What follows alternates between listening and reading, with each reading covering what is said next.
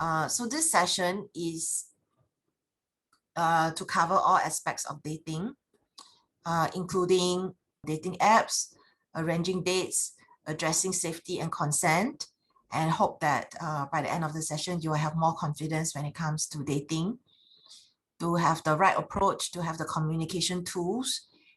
So today we'll be covering introduction to dating, what is dating, how to start, how to arrange a date, how to deal with rejection, and this is all part of dating.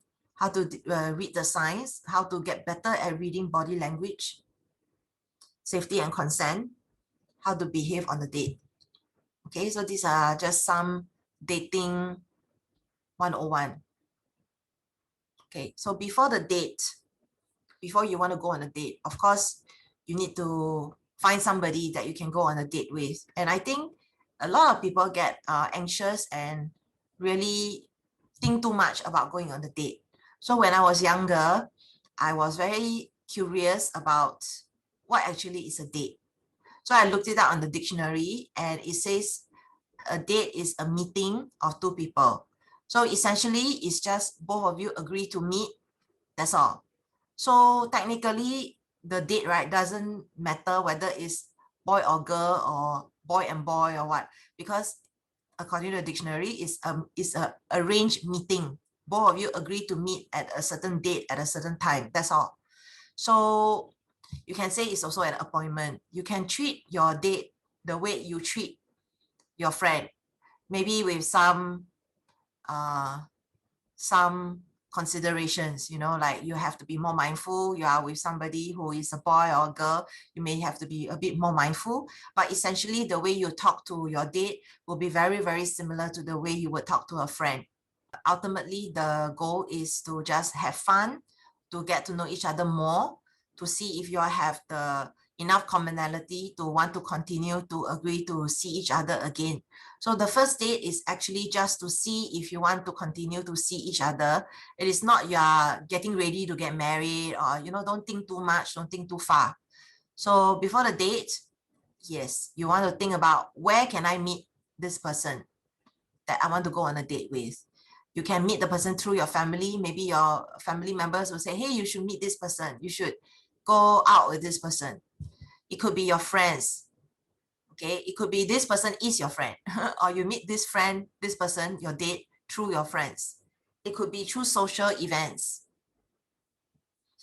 For instance, you enjoy badminton and then you are in the badminton club and you meet this person.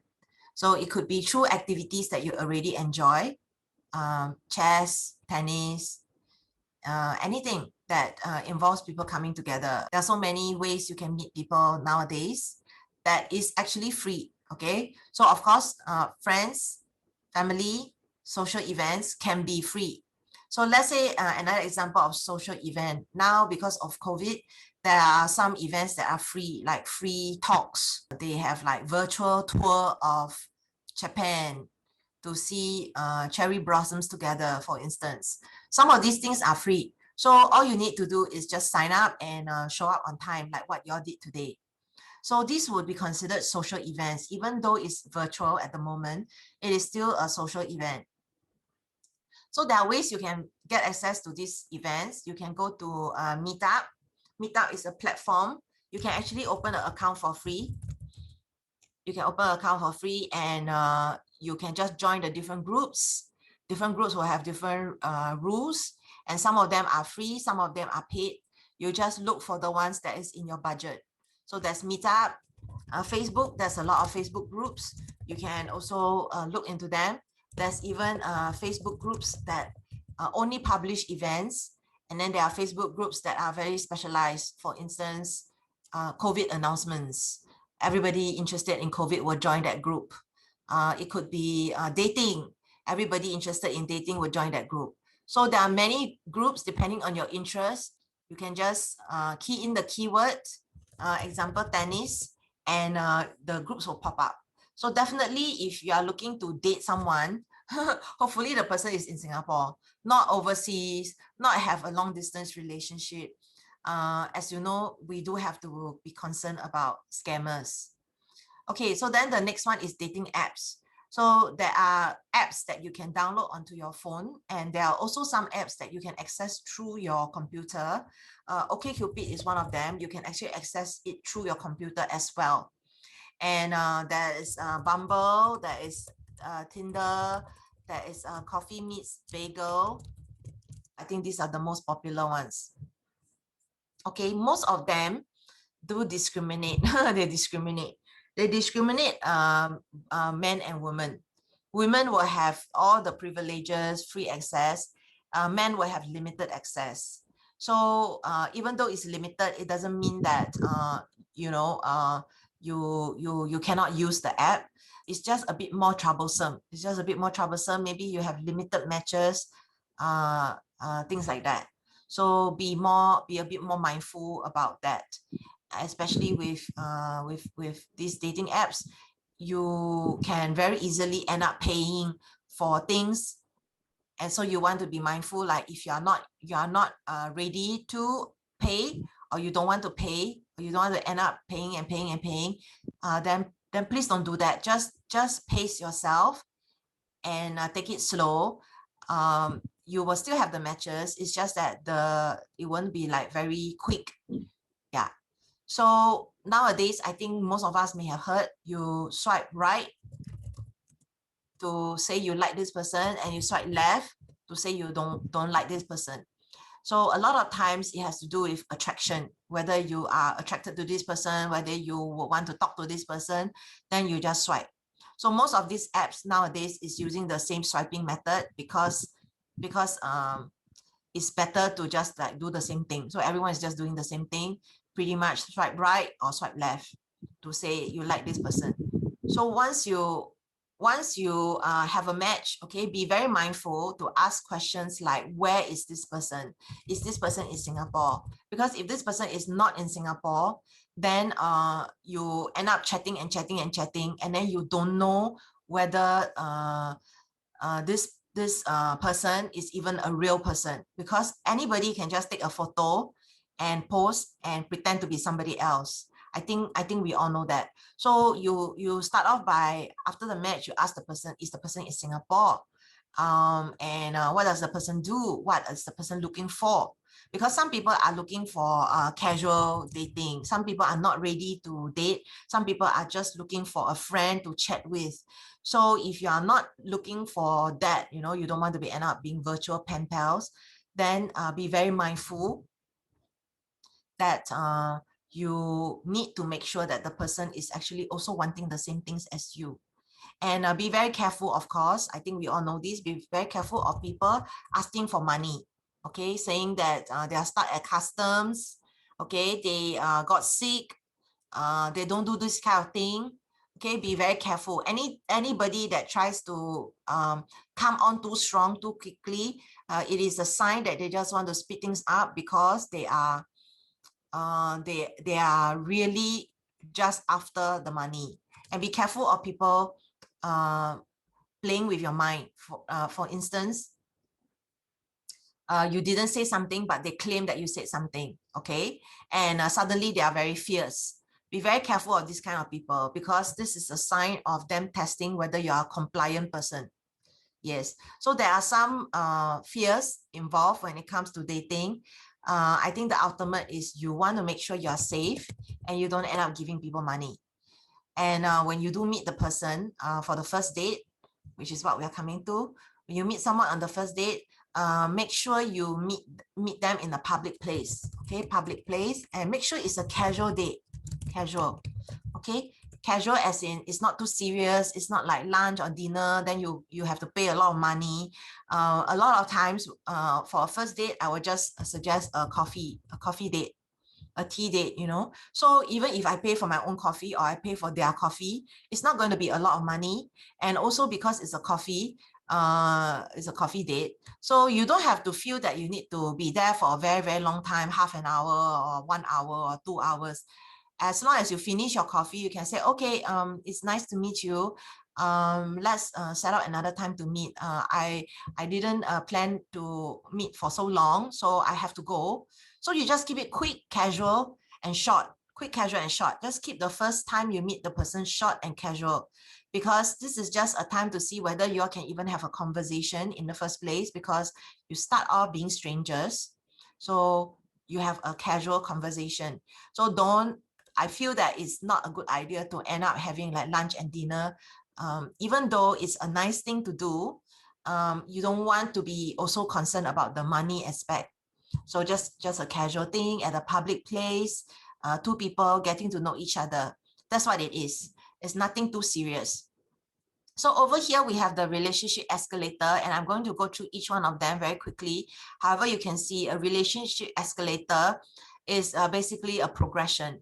And of course, not everybody leads to the whole way. A lot of people will along the way just fall out our lives. And it's okay. People come and go out of our lives. Just like our teachers, we have different teachers through our lifetime. And it will be sad to say goodbye to someone, but we have to sometimes do it because we are going to the next phase of our lives. So similarly, people come and go in your life. If you're not compatible with the person, you don't have the same values or interests or vision of the future, then you have to let go of this person. Okay, so this relationship escalator, very simple, right? It's a bit like a roadmap.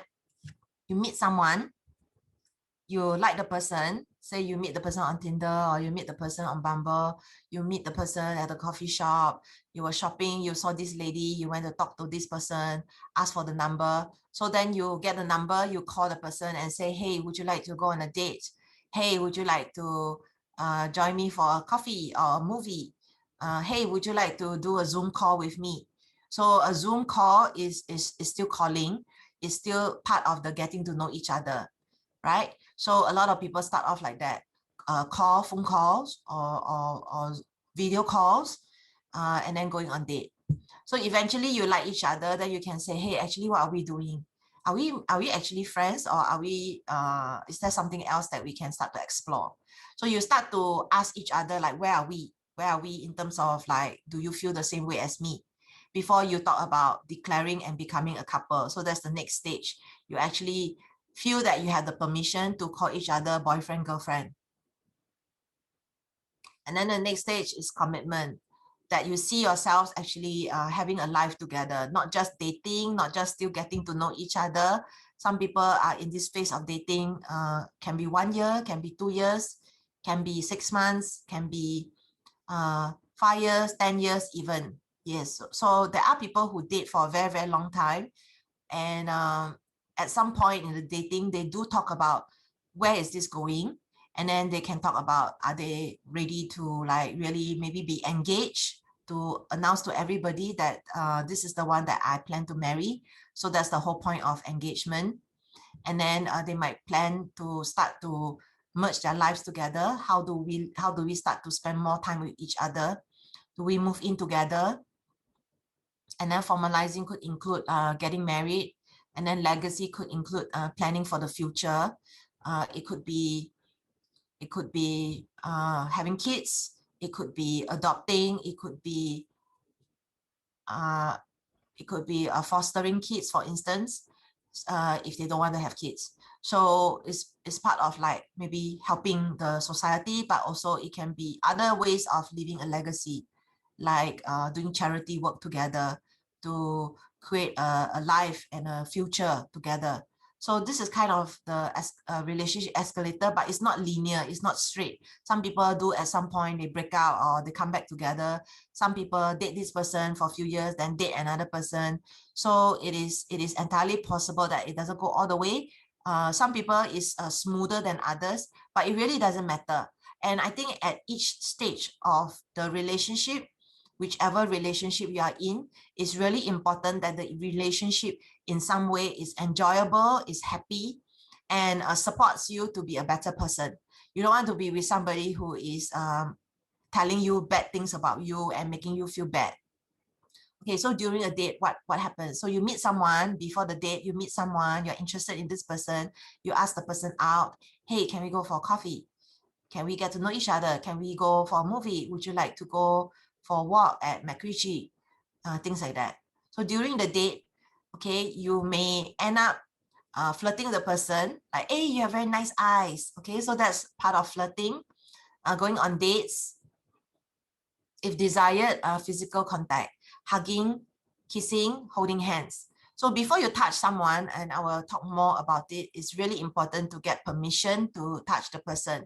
Okay, so some people will say, oh, it's not very romantic. You mean everything I do, I must ask? Yes, it may sound not romantic, but it is definitely respectful, and you want to avoid any miscommunication. Okay, so my partner actually did that to me, and I realized that it is because he was very respectful of me, and that's actually very nice as well. Okay, so you meet someone, you go on a date.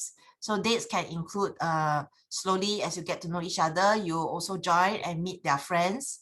You spend more time together. You start to feel like you are wanting to meet the person again because you like the person. You look forward to meeting the person. So these are signs that you really enjoy being with this person.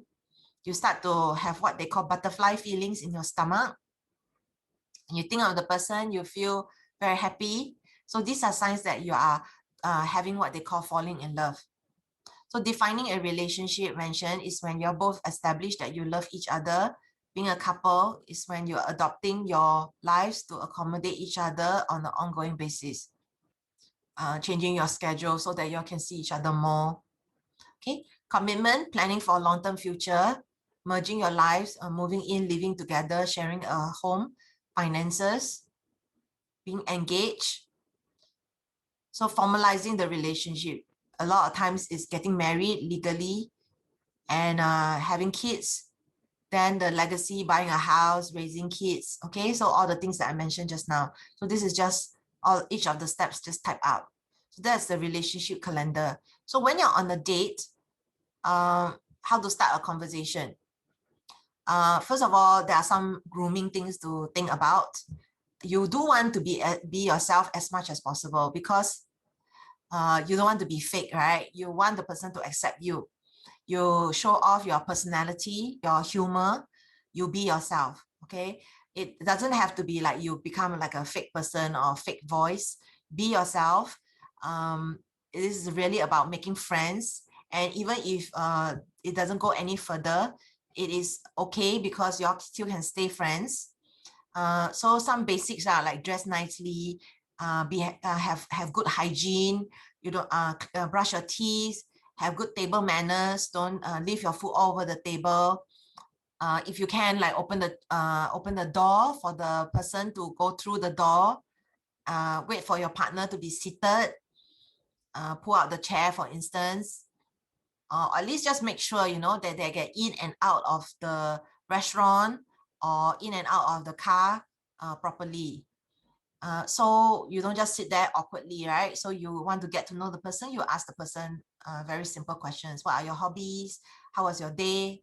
What do you like to do? How's your family? Right? So when someone talks, you listen. And then don't interrupt.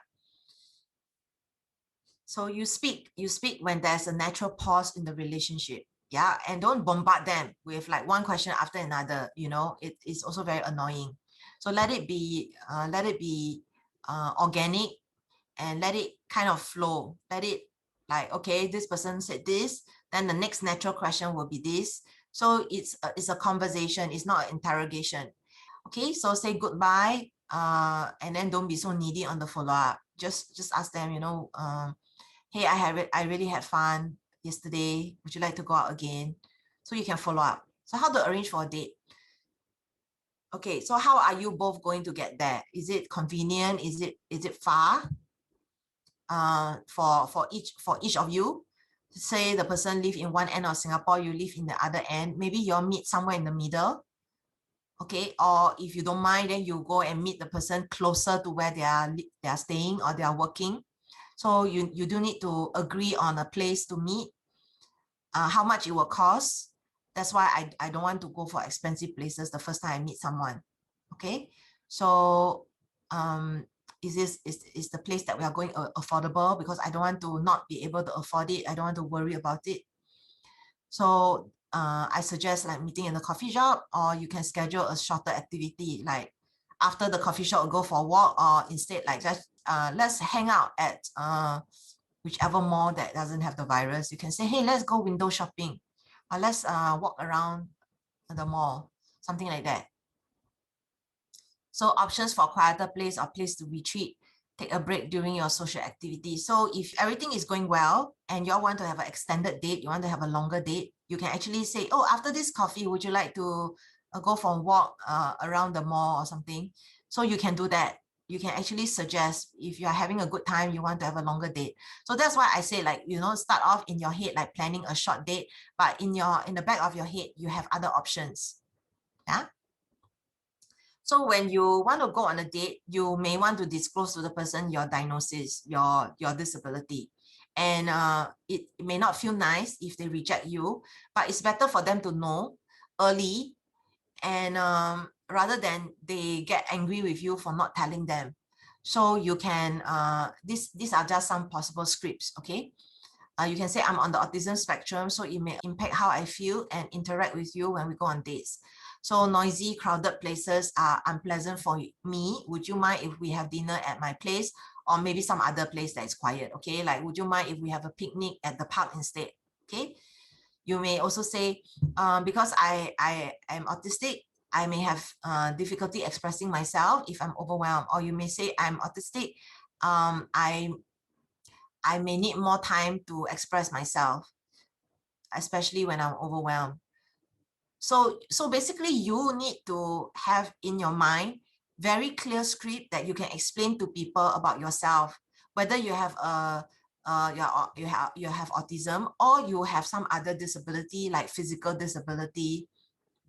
Okay, if you want to say the same thing but you don't want to say to the person what the disability is, you can say, actually, I don't really like crowded places. I get very annoyed with crowded places. Can we meet somewhere more quiet? So you can just say something like that.